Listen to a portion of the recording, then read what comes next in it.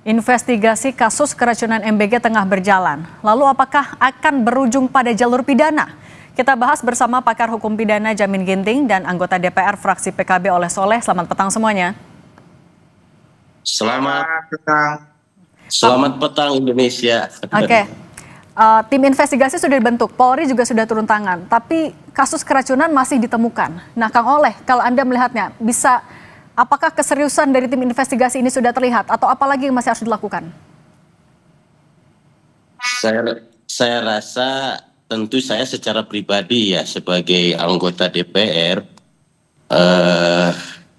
memberikan kepercayaan dan kesempatan seluas-luasnya atas niatan pemerintah yang diinstruksikan oleh Pak Presiden dalam rangka secara bertahap melakukan perbaikan menuju kesempurnaan MBG ini sukses dirasakan oleh semua pihak tanpa ada ekses apapun.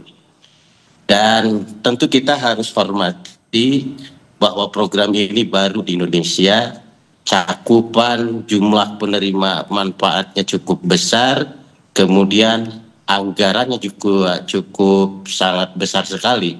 Dan tentu ini tidak mudah sebagaimana membalikan tangan, tetapi ini harus terlatih, terdidik juga dalam proses pelaksanaannya itu sendiri. Nah, kita menghormati dan menghargai dari para pihak yang ingin bagaimana agar BGN ini dilaksanakan secara profesional dan tentunya juga saya juga menghormati pihak-pihak yang ingin ada evaluasi. Namun demikian, tentu ini sekali lagi prosesnya tidak mudah. Kita percayakan dulu kepada pemerintah dalam hal ini bagaimana melakukan evaluasi total, baik itu bagi pelaksana dapur maupun juga bagi pemerintah sebagai VIC dalam pelaksanaan BGN ini. Oke, tapi Kang Oleh, Anda melihat urgensi untuk segera dibawa ke ranah pidana juga nggak untuk tim investigasi yang sedang berjalan? Saya rasa tim investigasi lebih memahami bagaimana kasus per kasus ini kan tentu berbeda. Ada sebuah kelalaian, ada unsur kesengajaan. Nah, ini juga case-nya akan berbeda. Tim investigasilah yang akan mengukur apakah ini dibawa ke ranah pidana atau tidak. Kita tidak bisa hanya sebuah asumsi ataupun hanya melihat dari narasi-narasi. Tetapi kita tanya. Saya yakin tim investigasi akan berdasarkan fakta yang ada.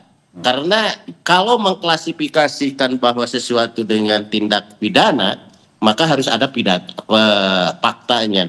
Oke, nah kalau gitu Prof. Jamin, Anda melihat ada urgensi juga agar investigasi yang dilakukan kemudian dibawa ke arah pidana, mengingat kasus dugaan keracunan masih berlangsung. Tapi Prof. Jamin dijawabnya usai jeda, tetap bersama kami di Kompas Petang.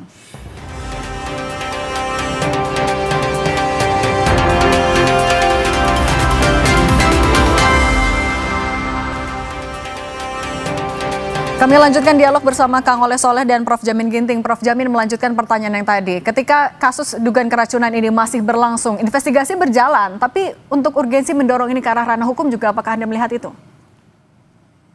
Ya, perlu kita menyadari bahwa investigasi yang dilakukan dalam ranah hukum pidana tidak selalu berakhir pada kasus pidana atau pemenjaraan atau memberikan sanksi pidana.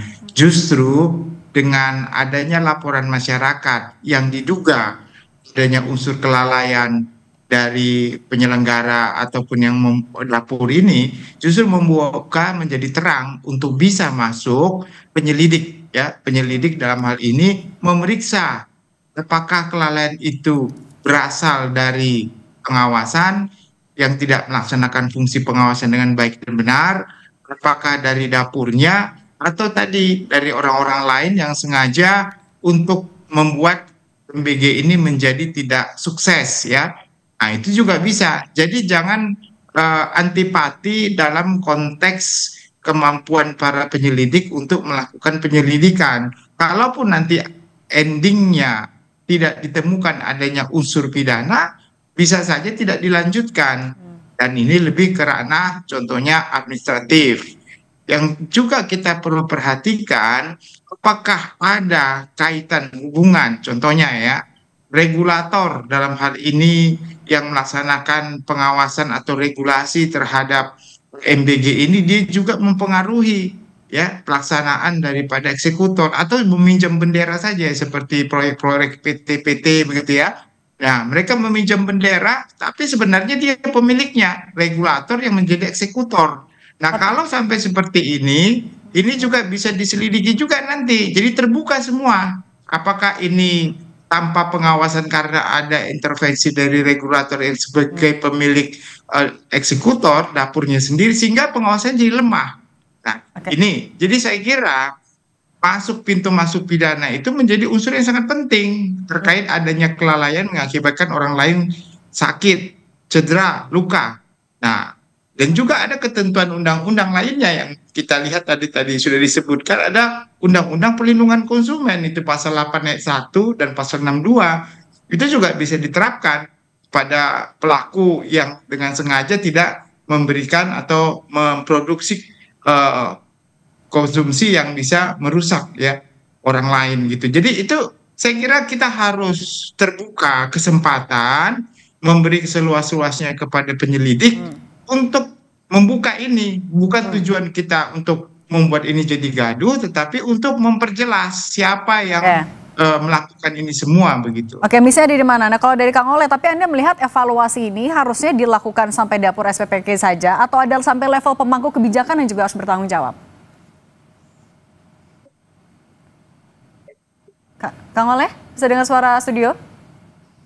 Saya rasa apa yang disampaikan oleh Prof juga saya mengamini seperti itu. Tetapi saya rasa ini kalau soal pidana itu kan soal mens rea itu sendiri. Tidak hanya soal administratif, tidak hanya soal juga ada unsur kelalaian.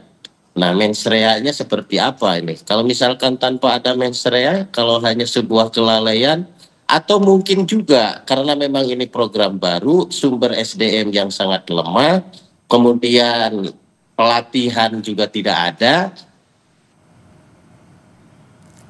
Kang Oleh? Oke, nanti kami lanjutkan Kang Oleh. Kalau gitu Prof jamin kalau misalnya tadi ya ada dugaan kelalaian, ada yang SDM-nya kurang, nah itu berarti yang bertanggung jawab sampai level mana? Apakah iya hanya sampai level dapur SPPG atau pengawasnya, pemangku kebijakan juga harus bertanggung jawab?